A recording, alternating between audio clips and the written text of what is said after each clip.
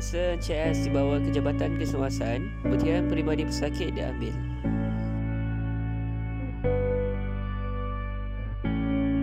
Bahagian 1. Butiran peribadi pesakit.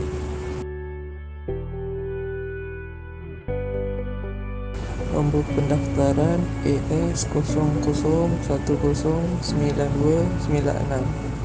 Nombor kad pengenalan tidak perlu diisi, nama tidak perlu diisi. Jantina lelaki, bangsa Melayu, pekerjaan pemandu, umur 26 tahun. Alamat tidak perlu diisi, nombor telefon tidak perlu diisi. Hospital Jabatan Kecemasan, Hospital Kepala Batas Pulau Pinang. Tarikh 4 Mac 2020. Selepas butiran peribadi pesakit diambil, riwayat pesakit diambil.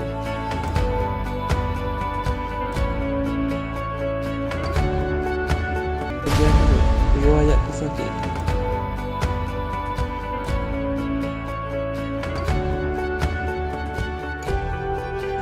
Aduan utama pesakit. Pesakit mengadu mengalami sensasi kebakaran di bahagian muka selepas satu letupan berlaku. Sejarah penyakit kini. Mekanisme kebakaran adalah api. Kebakaran berlaku dalam tempoh yang pendek. Kawasan letupan adalah terbuka. Pesakit mengalami sensasi kebakaran di bahagian muka, dada dan tangan. Rasa sakit pada kawasan terbakar kelihatan merah. Terdapat tanda terbakar pada sisi mata sebelah kiri. Bulu hidung pesakit terbakar dan kelihatan inhalasi wap panas. Carta Rule of 9. Kepala 3%, dada hadapan 1%, tangan kiri 2%, tangan kanan 1%. Jumlah 7%. Kedalaman adalah partial thickness. Tiada tanda kesukaran bernafas, tiada halangan saluran bernafas. Sejarah perubatan. Tiada arahan kepada ubatan dan ubat. Tiada sejarah keadaan medikal dan penyakit kronik. Saya akan sama sejarah pembedahan lalu di mana pesakit pernah mengalami appendektomi pada 2 tahun lepas, iaitu appendix, dan pernah mengalami pembedahan untuk buang appendix itu. Keluarga pula pesakit merupakan anak kedua dalam 4 adik-beradik. Sudah berkahwin, isteri merupakan suri rumah, ibu pesakit mengalami darah tinggi. Tahap pertama dia pula mengalami gout. Kemudian sejarah sosial pesakit. Pesakit merupakan pengguna bahan nikotina, iaitu rokok, dengan kekerapan 6 batang rokok sehari. Tiada pengambilan darah dan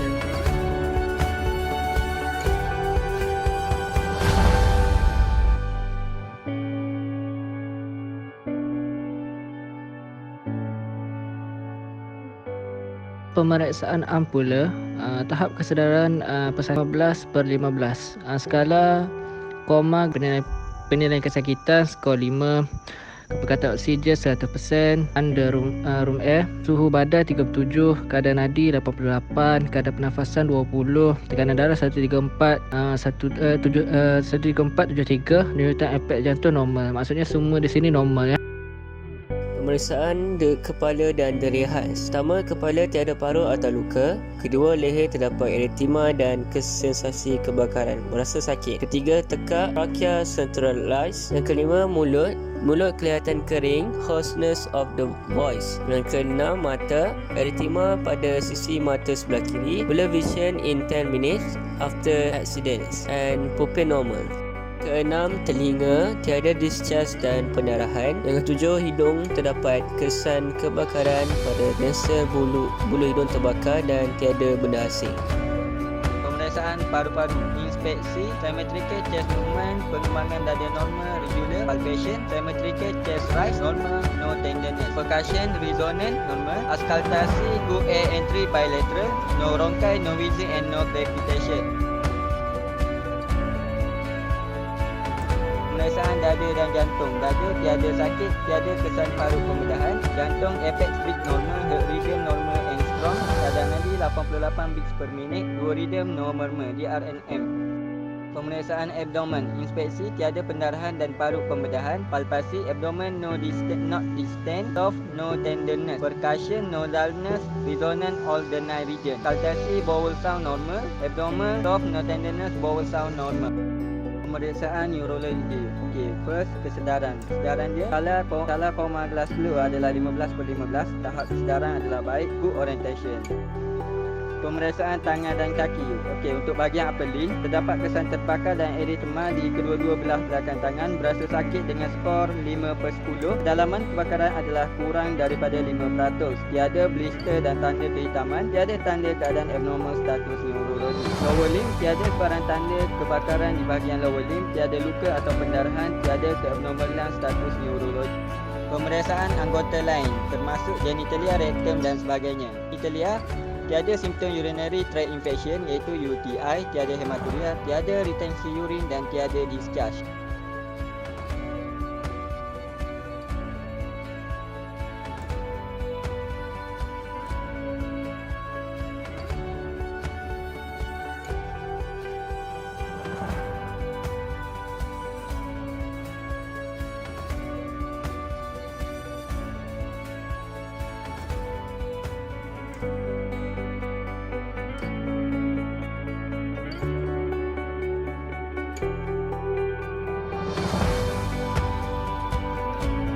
Bab 5.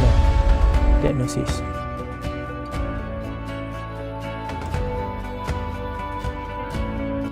Berikut merupakan beberapa senarai diagnosis peperiksaan yang mungkin berlaku dalam kes ini. Yang pertama, toxic inhalation. Yang kedua, inhalation injury. Yang ketiga, first degree burn on facial due to fire. Yang keempat, second degree burn over both hand and face. Kesimpulan awal yang boleh kita simpulkan untuk kes ini ataupun diagnosis sementara untuk kes ini ialah partial thickness first degree burn on facial due to fire. Ujian makmal dan radiologi dilakukan bagi mengesahkan diagnosa kes. Bab 6. Penyiasatan dan keputusan yang penting dan relevan. Pertama, untuk kes ini kita lakukan ujian full blood count untuk menilai keadaan infeksi atau kederaan inhalasi. Yang kedua, arterial blood gases untuk mengenal pasti keadaan gangguan pernafasan akibat inhalasi asap yang banyak. Yang ketiga, ujian karboksi hemoglobin untuk mengenal pasti injuri melalui kandungan karbohemoglobin dalam darah. Yang keempat, kita lakukan chest X-ray pandangan anterior dan posterior bagi mengenal pasti kecederaan inhalasi khususnya perubahan paru-paru. Yang kelima, chest ultrasound untuk mengenal pasti komplikasi kecederaan akibat letupan. Tulisannya tiada keabnormalan.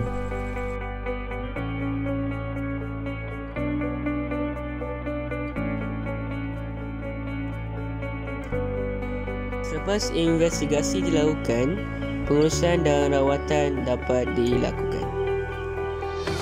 Bahagian 7. Penerangan pengurusan rawatan.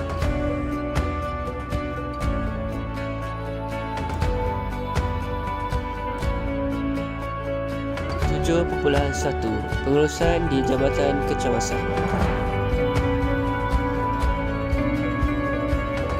Pertama, penerimaan pesakit di kaunter triage. Setelah itu, secondary survey dilakukan. Pemerhatian terhadap tanda vital pesakit dilakukan seperti tekanan darah, kadar pernafasan, kadar nadi dan suhu. Pesakit detect zon merah kerana melibatkan bahagian mata dan kepala. Bahagian terbakar didedahkan dan pakaian yang terbakar dibuat daripada pesakit untuk mengelak infeksi. Pemerhatian halangan salur pernafasan dilakukan. Pemberian oksigen melalui nasal kanula diberikan jika kekurangan oksigen di bawah 90%. Sisi Banula 21G kepada pesakit. Bagaimana darah untuk investigasi makmal dilakukan. Memerlukan pemerhatian charter resusitasi dengan menggunakan formula Parkland. Pemberian normal saline 0.9% 500 ml dalam masa 8 jam. Pemerhatian kepada compartment syndrome dilakukan. IV trauma 50 mg GDS diberikan sebagai analgesia. AM anti-tetanus toxoid 0.5 mg step diberikan. Luka terbakar dititiskan dengan menggunakan ice dry dan juga soft paraffin. Rujuk pesakit ke unit kebakaran. Daftar pesakit ke wad pembedahan. Pengenalan awal pesakit di wad.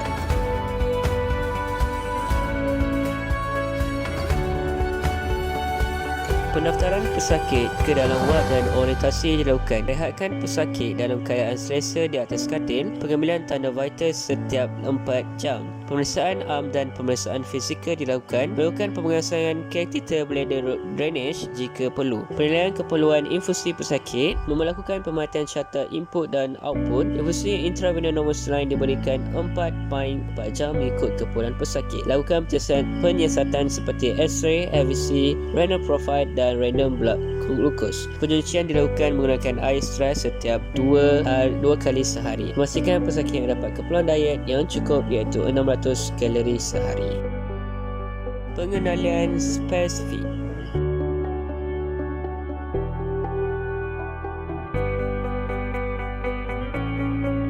Tujuan pengenalan adalah untuk mengawal sakit, mengurangkan infeksi dan mempercepatkan proses pemulihan luka. Prosedur debridement dilakukan untuk membuang blister agar penyembuhan luka dapat berlaku. Prosedur prostotomi boleh dilakukan jika pesakit terlibat dengan kawasan kebakaran yang besar. Skin grafting dapat dilakukan. 7.4 Pengurusan perubatan.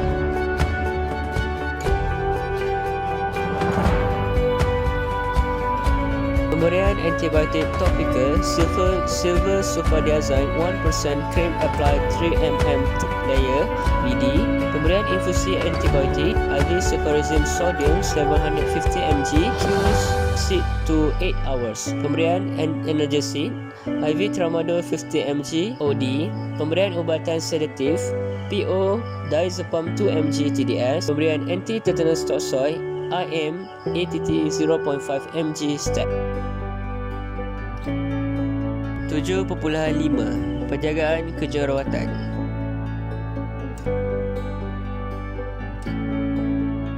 Rehatkan pesakit di atas katil. Pemantauan vital sign pesakit setiap 4 jam. Penjagaan kateter dan carta input-output. Pemantauan compartment syndrome. Pemberian ubatan dekripsi. Penjagaan kebersihan bowel dan fizikal pesakit. Nasihat atau pendidikan kesihatan perlu diberikan untuk mempercepatkan proses pemulihan. Bahagian 8. Nasihat relevan kepada pesakit.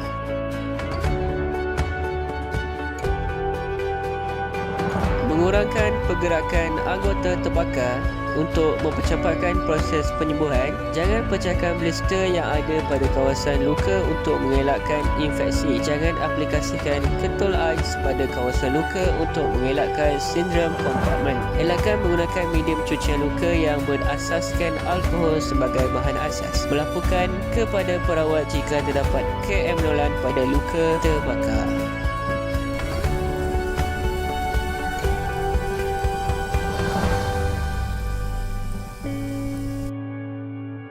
Terima kasih dan harap membantu.